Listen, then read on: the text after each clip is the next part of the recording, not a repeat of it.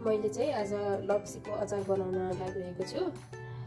सबैभन्दा पहिला चाहिँ लप्सीलाई राम्रोसँग बोइल गर्ने, पानीमा बोइल गर्ने। त्यसपछि यति जति आफ्नो स्वाद अनुसार राख्न मिल्छ यति जति चाहिँ लसुनलाई काटेर राखेको छु। त्यसपछि अनि यति अदुवा यति राख्यो भने अचार पनि अलि धेरै हुन्छ र अलिकति टेस्टी पनि हुन्छ। अनि यो चाहिँ सक्खर, स्पेसल्ली यो अमिलो अचारहरूमा चाहिँ धेरै अमिलो नआओस् भनेर अलिकति मिठोको लागि अनि यसले चाहिँ अर्कै स्वाद दिन्छ। अनि यसमा चिनी हालेर नै विशेष गरी बनाउनु हुन्छ, तर हामी चाहिँ सक्खर हालेर बनाउँछौँ। यसले चाहिँ धेरै हेल्थलाई पनि असर गर्दैन भएको हुनाले यति धेरै त छैन, यति इन्ग्रिडियन्ट्सहरू मिलाएर बनाउँदैछु। र त्यसपछि सबैभन्दा पहिला तेल तताउँछु फ्राई गर्ने।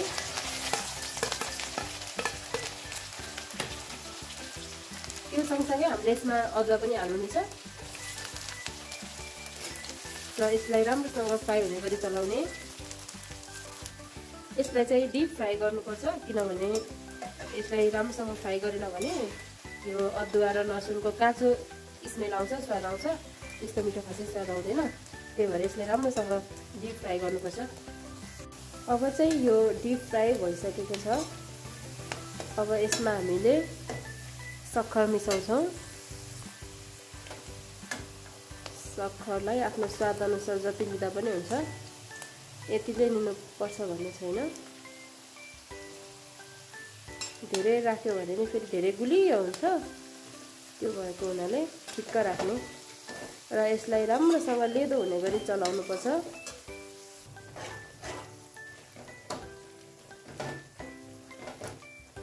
यसलाई अलिकति धेरै तेल हुनैपर्छ, किनभने तेल अलिकति बेसी भयो भने यो लामो समयसम्म पनि बिग्रिँदैन। त्यही हुनाले लामो समयसम्म राखेर यसलाई आफूले प्रयोग गर्न सकिन्छ। यो सक्खरलाई पनि राम्रोसँग पकाउनुपर्छ, किनभने सक्खरको पनि स्मेल नराम्रो आउन सक्छ। त्यो भएको हुनाले अलि धेरै पकाउनुपर्छ।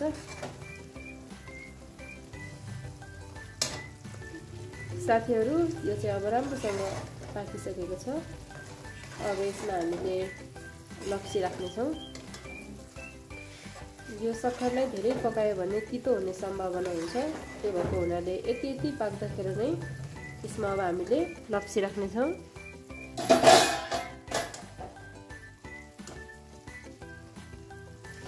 पहिला नै बोइल गरेर राखेको लप्सी मैले यसमा हालिसकेँ।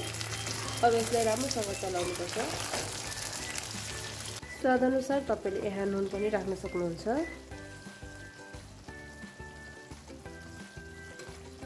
मसलाहरू पनि थोरै मिक्स गरिदिनुहोस्।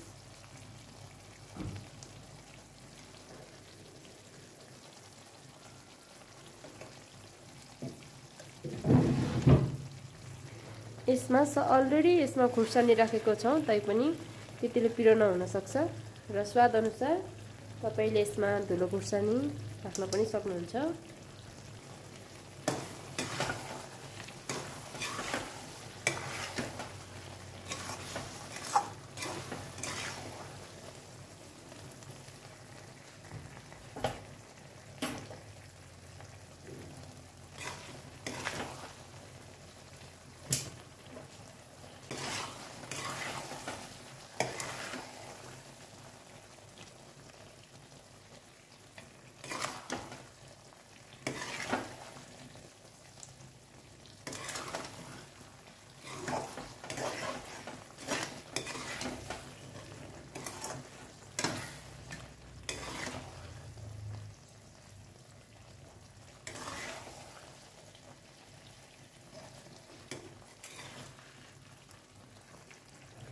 अहिले यो लप्सीको सिजन भएको हुनाले पनि लप्सी ल्याएर यसरी राम्रोसँग अचार बनाउनु भयो भने खानासँग खाना एकदमै मिठो हुन्छ।